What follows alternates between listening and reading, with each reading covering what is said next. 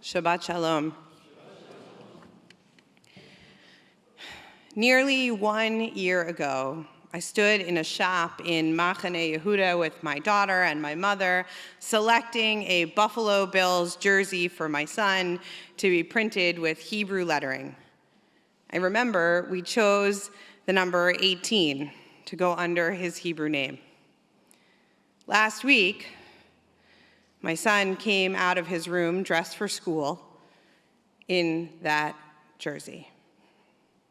Alarm bells started going off in my head. He stood in front of me dressed and ready for the day, and I froze with fear. I swallowed my anxiety long enough to get a coat on him and out the door, but the whole walk to school, I worried. Would someone say something to him today? Would he discover that a friend was not actually a friend? Would he be safe in that shirt? In the midst of my anxious spiral of negative thoughts, something else popped into my head. Baruch atah Adonai Eloheinu melech haolam she'asani Yisrael. Blessed are you, Adonai, our God, ruler of the universe, who has made me a Jew, who has made me one of the Jewish people, a member of Klal Yisrael. Each and every morning, we are to recite these words, one of our Nisim B'chol Yom blessings. In fact, in the Talmud, Rabbi Meir tells us that this is one of the 3 Nisim B'chol Yom blessings that we are required to say every single day. To this blessing, we must pay particular attention. We can never omit or forget this one. We must thank God for being Jewish each day. In these times, however, that feels quite challenging. How can we be grateful for being Jewish when we do not feel safe because we are Jewish? Surely, Rabbi Meir must have realized that being Jewish doesn't always seem like a blessing. Between riots in Russian airports, fires set at a Jewish Viennese cemetery, violent threats made against students at Cornell and a kosher dining hall going on lockdown, swastikas painted on a Jewish business in Montauk, homes across the world being vandalized, Jews being harassed and threatened online and in person, how can we possibly say this blessing? How can we outwardly declare our gratitude for being Jewish when we are tucking our Magen David necklaces into our t-shirts, using fake names on our Uber accounts, and even taking down mezuzot from our front doors? In these times, it feels impossible to say that we are grateful for being Jewish. But I am. I am grateful for a religion that teaches me to make time for joy, even in the moments of sorrow, and helps me remember that sadness should not, will not last forever. I am blessed to be part of a people who believe in justice and righteousness, striving to ensure that each person is seen and heard because we are created B'Tselem Elohim, and everyone deserves to survive and thrive. I am grateful for a trail of texts that has kept me learning and studying for my entire life, always challenging me to think in new ways, to see the world differently year after year, to grow as a person. I am blessed to be a link in the chain of history that goes back thousands of years and has a story of a people who have persevered despite inconceivable horrors. We are scared. We're scared for our safety, scared for our place in this world, scared that history is repeating itself once again, and we will not be able to stop it. There is no question that we have every right to be scared. But being scared has created scarcity, swallowing up our ability to see the joy, the beauty, the blessing that is Judaism. We must fight back the fear and fight for the joy. Otherwise, what are we fighting for?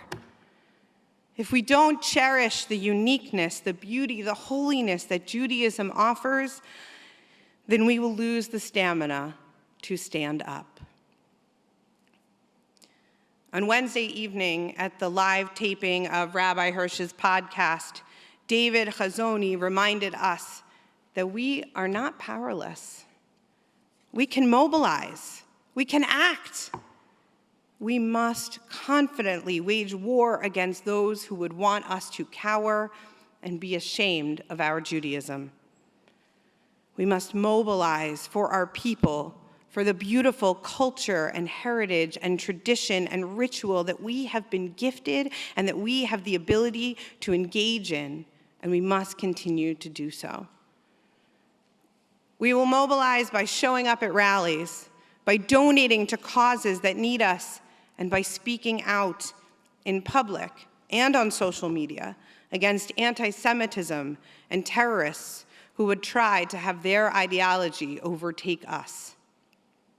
We will mobilize by being proud of our Jewish identities and wearing it on our hearts, our sleeves, our doorposts, and around our necks.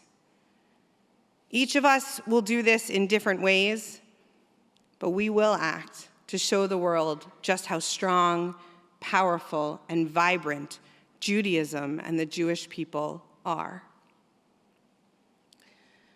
Chazoni's impetus to mobilize must be taken seriously. It is by publicly standing up against anti-Semitism that we can help our children. I devote my days to engaging every student with our tradition and our texts, and I watch them fall in love with all that Judaism has to offer. But of late, the only question our students ask me is, Rabbi Rifkin, why do they hate us? Why does everyone hate the Jews?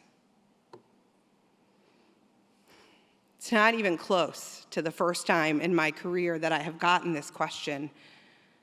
But each time I am asked this, it is heartbreaking.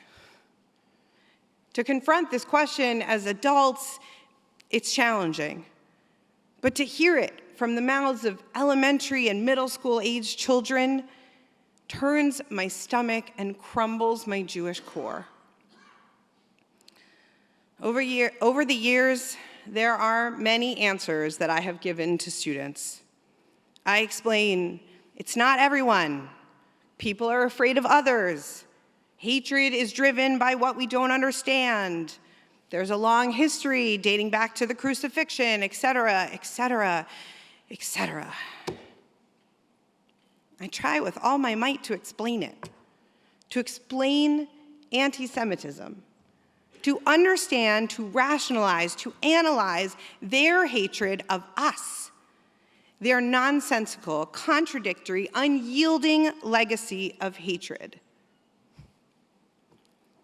It is Jews who write and read books exploring the history of the hatred against us. A few days ago, I even began reading a book I found at the library entitled Jewish Space Lasers. It's a book that discusses the various conspiracy theories around Jewish wealth and power and the Rothschild family. We Jews use our penchant for study in order to learn everything we can about anti-Semitism. I have to wonder why. None of these books, articles, college courses have ever provided us with a satisfactory explanation or we would not need to keep poring over each of them. None of these have ever helped me explain to my students and answer their question. No theory, no academic thesis or intellectual study of anti-Semitism has given me the ability to remove that deep fear and sorrow from their eyes and my heart.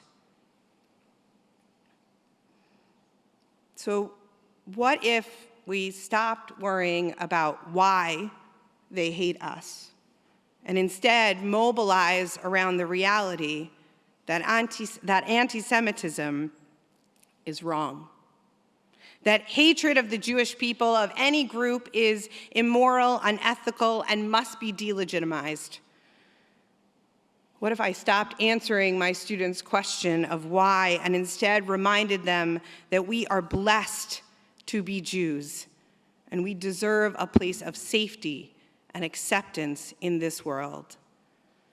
Baruch atah Adonai Eloheinu melech haolam she'asani Yisrael.